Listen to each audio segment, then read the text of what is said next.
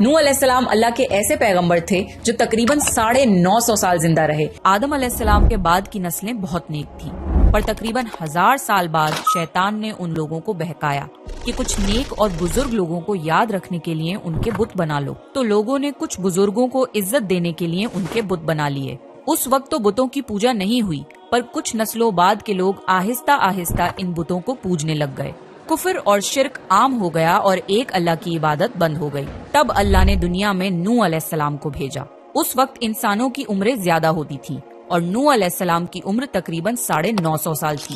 نوح علیہ السلام نے لوگوں کو اللہ کی طرف دعوت دی۔ سورہ نوح میں اللہ فرماتا ہے، یقیناً ہم نے نوح کو ان کی قوم کی طرف بھیجا کہ اپنی قوم کو ڈراؤ اور خبردار کر دو، اس سے پہلے کہ ان کے پاس دردناک عذاب آئے۔ نوح علیہ السلام نے اپنی قوم سے فرمایا، اے میری قوم، میں تمہیں صاف صاف ڈرانے والا ہوں، تو تم اللہ کی عبادت کرو اور اس سے ڈرا کرو اور میرا کہنا مانو، تو وہ تمہارے گناہ بخش دے گا۔ نوح علیہ السلام تبلیغ کے سلسلے میں بہت محنت کرتے تھے، دن رات لوگوں کے گھروں اور اجتماعات میں جا کر انہیں دعوت دیتے تھے۔ نوح علیہ السلام لوگوں کو پرائیویٹلی اور پبلکلی سمجھاتے، یہاں تک کہ انہیں یہ کرتے کرتے 950 سال گزر گئے، پر صرف چند لوگوں کے سوا کوئی ایمان نہیں لایا۔ نوح علیہ السلام کی قوم ان کا مذاق بناتی تھی اور کہتی تھی کہ اگر تم سچے ہو تو جس عذاب کا تم ہم سے وعدہ کرتے ہو اس کو لے آؤ۔ نوح علیہ السلام کی قوم سال در سال برائی میں آگے بڑھتی گئی اور نوح علیہ السلام کو پریشان کرتی رہی اور کوئی ایمان نہ لایا، صرف کچھ لوگوں کو چھوڑ کر۔ پھر اللہ نے نوح علیہ السلام کی طرف وحی کی اور فرمایا، آپ کی قوم میں سے جو ایمان لا چکا ہے ان کے سوا اب کوئی ایمان نہیں لائے گا، بس آپ ان کے کاموں پر غمگین نہ ہوں۔ پھر جب اللہ نے وحی کر دی اور انہیں بتا دیا کہ اب کوئی ایمان نہیں لائے گا تو وہ نا امید ہو گئے اور اپنی قوم کے لیے بد دعا کی کہ اے میرے پروردگار، تو کسی منکر کو روح زمین میں زندہ نہ چھوڑ اور مومن مرد اور عورتوں کو بخش دے۔ نوح علیہ السلام نے جب اللہ کو پکارا تو اللہ نے نوح علیہ السلام کو ایک بڑی کشتی بنانے کی وحی کی، لیکن نوح علیہ السلام نہیں جانتے تھے کہ وہ اتنی بڑی کشتی کیسے بنائیں، تو اللہ نے جبریل علیہ السلام کو ان کی مدد کے لیے بھیجا۔ نوح علیہ السلام ایک پہاڑ پہ رہتے تھے، ان کے آس پاس درخت نہیں تھے، نہ ہی پانی تھا۔ انہوں نے بہت سے درخت اگائے، پھر ان کو کاٹا اور پہاڑ پر بیٹھ کے کشتی تیار کرتے رہے۔ لوگ جب نوح علیہ السلام کو کشتی بناتے ہوئے دیکھتے تو ان کا بہت مذاق بناتے اور کہتے، یہ کیسا مجنون ہے جو پہاڑ پہ کشتی بنا رہا ہے۔ دھیرے دھیرے بہت محنت کے بعد ایک بہت بڑی کشتی تیار ہو گئی۔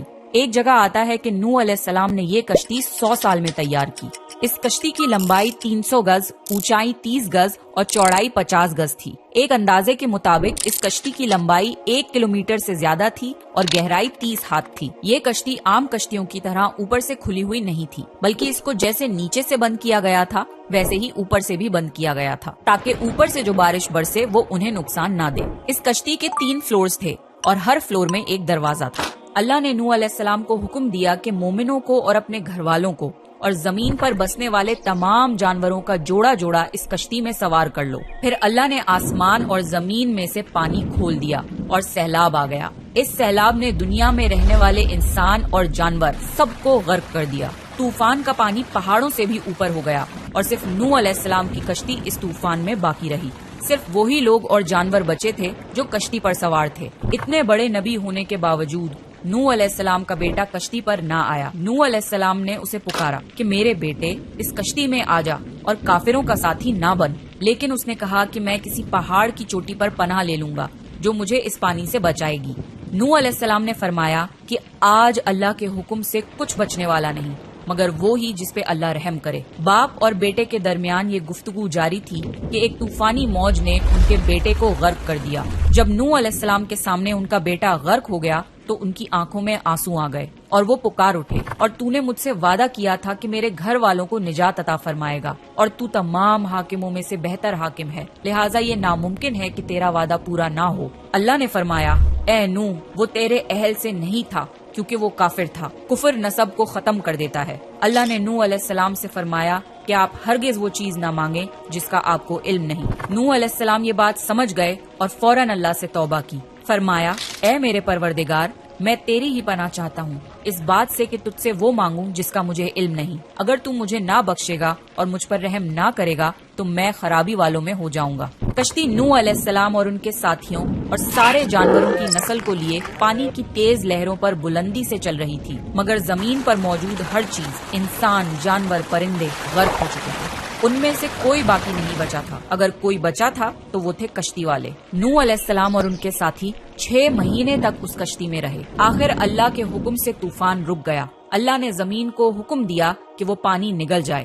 زمین نے سارا پانی نگل لیا اور زمین خشک ہو گئی اور کشتی پہاڑ پر جا کر ٹھہر گئی. اب انہیں حکم ہوا کہ سلامتی کے ساتھ کشتی سے اتر آئیے. آپ سب پر برکت نازل ہوگی اور ان نسلوں پر بھی جو آپ سے پیدا ہوں گی. پھر صرف نوح علیہ السلام سے آگے کی نسل شروع ہوئی اور زمین میں ان کی اولاد کے علاوہ کسی اور کی نسل باقی نہ رہی. سارے جانوروں کی نسلیں بھی یہیں سے پھر سے پیدا ہوئیں.